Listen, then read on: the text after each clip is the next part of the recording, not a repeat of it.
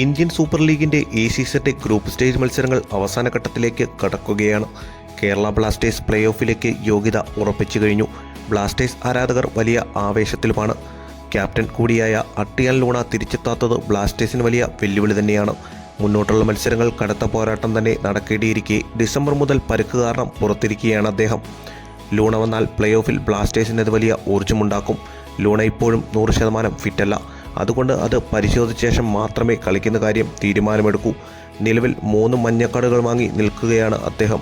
4ാമത്തെ മഞ്ഞക്കാർഡ് വാങ്ങിയാൽ ലൂണയ്ക്ക് പ്ലേ ഓഫിൽ വിലക്ക് കിട്ടുമെന്ന് ഉറപ്പാണ്.